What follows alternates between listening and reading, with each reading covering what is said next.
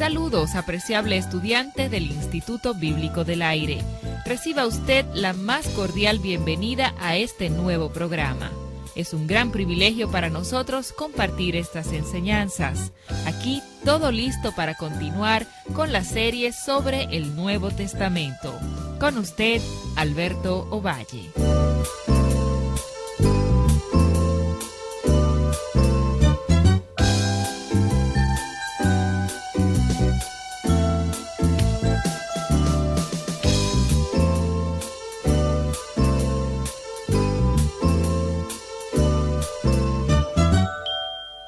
Una vez más, queremos llamar su atención hacia el libro de Hebreos, un libro que hemos llamado una obra maestra misteriosa. Misteriosa por varias razones y una obra maestra por otras tantas razones. Si usted quiere entender por qué es una obra maestra, léalo. Le hemos retado en nuestra primera lección a leer el libro de Hebreos y buscar el argumento del libro. Como dijimos, hay 3 palabras claves que le ayudarán a entender el argumento del libro. La primera palabra es superior, y con eso queremos decir que en todos los capítulos de este libro, especialmente en los primeros 9 capítulos, el autor de este libro nos dice que Jesucristo es superior. Después de decirnos todas estas maneras en que Jesús es superior, la próxima palabra clave es creer. Él hace ver una y otra vez que debemos creer todo lo dicho sobre Jesucristo. Luego la tercera palabra es advertencia. Él nos da muchas advertencias sobre la sutileza de la apostasía. Recuerde la palabra apostasía que aprendimos en el libro de Jueces. Significa estar parado en un punto y luego apartarse de la posición que se había tomado. Apartarse de es lo que significa apostasía, perder su fe en otras palabras, o apartarse de la fe. Hay muchas advertencias sobre la apostasía y esas advertencias vendrán expresadas con diferentes palabras. Por ejemplo, mirad. Mirad, hermanos, que no haya en ninguno de vosotros corazón malo de incredulidad para apartarse del Dios vivo. Así que las palabras claves son superior, creer y apostasía. Jesús es superior, entonces crea y esté alerta para no apartarse de la fe. Su concepto de apostasía no es que una persona tiene el credo incorrecto o una teología equivocada.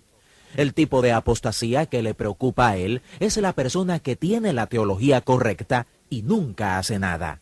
No aplican su teología.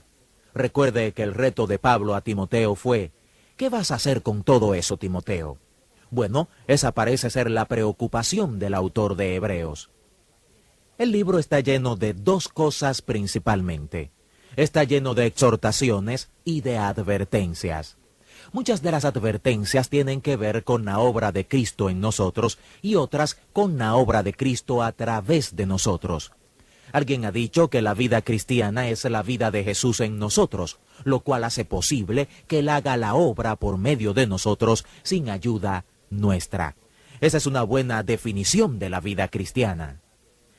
Las exhortaciones en hebreo son expresadas con frecuencia con imperativos. Hagamos esto o hagamos lo otro. Hay exhortaciones a continuar hacia la perfección y a crecer espiritualmente. Hay exhortaciones a la adoración. En el libro de Hebreos, capítulo 10, encontraremos una magnífica exhortación que nos dice cómo debemos ir a la iglesia. No sabemos cómo se prepara usted para ir a la iglesia. Mucha gente ni siquiera piensa en prepararse para ir a la iglesia. Pero hay un pasaje que nos habla de cómo ir a la iglesia. Y teniendo un gran sacerdote sobre la casa de Dios, acerquémonos con corazón sincero, en plena certidumbre de fe, purificados los corazones de mala conciencia y lavados los cuerpos con agua pura. Ese es el baño, podríamos decir, del sábado por la noche. Mantengamos firme sin fluctuar la profesión de nuestra esperanza, porque fiel es el que prometió, y considerémonos unos a otros para estimularnos al amor y a las buenas obras, no dejando de congregarnos como algunos tienen por costumbre, sino exhortándonos, y tanto más cuando veis que aquel día se acerca. Mucha gente va a la iglesia a tratar de alcanzar todas esas cosas que el autor de Hebreos nos dice que debemos alcanzar antes de ir a la iglesia. Mucha gente va a la iglesia porque quieren tener seguridad completa de fe, quieren entonar su corazón y tener un corazón sincero. Quieren que sus corazones sean purificados de mala conciencia, la seguridad del perdón quizás, y quieren estar seguros de que han sido limpios. Él dice, hagan todo eso antes de ir a reunirse con nosotros creyentes. Usted pudiera preguntar, entonces, ¿para qué ir? ¿Es una estación de llenado? No, no vamos a llenarnos. No es para eso que vamos a la iglesia. El autor de Hebreos dice, no.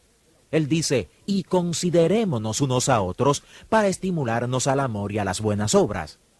Cuando los hermanos se reúnen, nos dijo Pablo, todas las cosas deben hacerse para la edificación de todos. Todos los dones espirituales fueron dados para la edificación de cada uno. Así que es correcto cuando nos dan las exhortaciones a la adoración y nos exhorta a servir a Dios con reverencia. Despojémonos de todo peso y corramos con paciencia la carrera que tenemos por delante. Esas cosas tienen que ver con la obra de Dios a través de nosotros. Al llegar al libro de Hebreos debemos enfocar el argumento del libro. Este libro tiene un argumento y cuando usted entienda ese argumento, entonces entenderá la misión del libro de Hebreos. La misión del libro de Hebreos era aparentemente animar a los desalentados creyentes.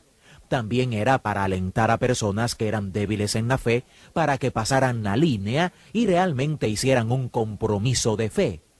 También parece haber sido la misión de este libro el separarse de cualquiera que tuviera una falsa seguridad. Si alguien tenía seguridad y ellos no tenían derecho a tenerla, parece ser el objetivo de este autor el quitar esa seguridad de ellos. Cuando usted entiende el argumento, puede entender la misión del libro. Pero al entrar en el argumento del libro, usted entiende el mensaje del libro de Hebreos. El mensaje del libro de Hebreos es, Jesucristo es superior. El primer punto es que Jesucristo es mejor que los ángeles. Y dice que Dios nunca le dijo a un ángel, tú eres mi hijo, y nunca dijo que sería como un padre para los ángeles. Dios le dice al hijo, tu trono, oh Dios, es para siempre. Eso es muy interesante en el versículo 8 de Hebreos capítulo 1. Dios el Padre llamando al Hijo Dios. Esto es una prueba a favor de la deidad de Jesucristo. Pero al entrar en todas estas cosas que son verdad sobre los ángeles, y Él nos dice lo que son los ángeles, son espíritus ministradores, son enviados para ministrar a los santos, a los creyentes, también son ministros de Jesucristo, pero después de darnos un estudio sobre los ángeles, hace este punto más claro. Jesús es superior a los ángeles. Luego dice que Jesús es superior a Moisés, a Josué, al tabernáculo y a los pactos y al sacerdocio. Pero note que cuando llega al capítulo 4, comienza a advertir y a amonestar. Y la amonestación, advertencia y exhortación va de la siguiente manera.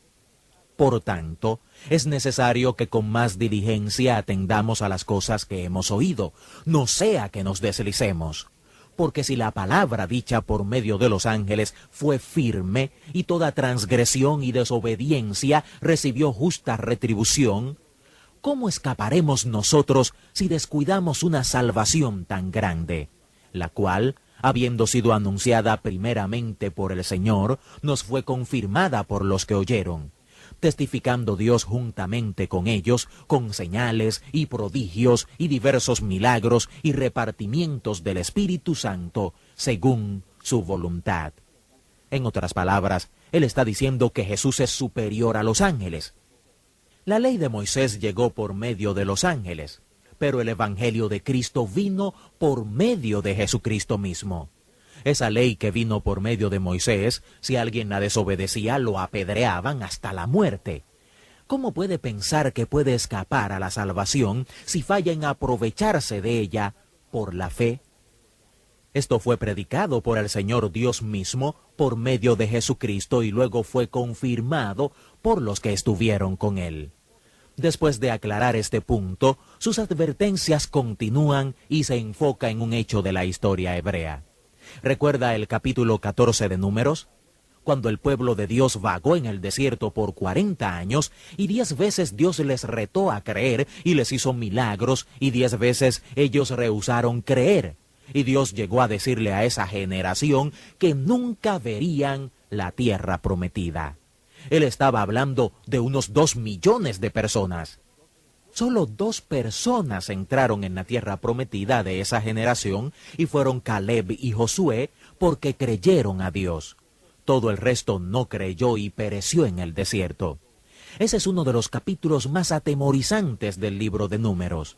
En este triste capítulo 3, versículos 7 al 19, y siguiendo hasta el capítulo 4, el enfoque del autor de Hebreos es en ese capítulo 14 de Números, y dice que este pueblo fue probado en el desierto, vagando por 40 años, y no entraron a la tierra prometida.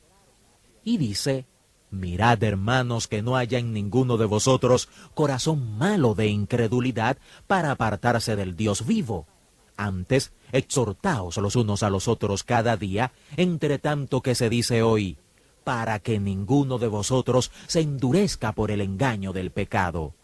Porque somos hechos participantes de Cristo, con tal que retengamos firme hasta el fin nuestra confianza desde el principio, entre tanto que se dice: si oyereis su voz, no endurezcáis vuestros corazones como en la provocación. Estas son algunas observaciones del libro de Hebreos en sus primeros capítulos, y vamos a continuar con esto en nuestro próximo estudio.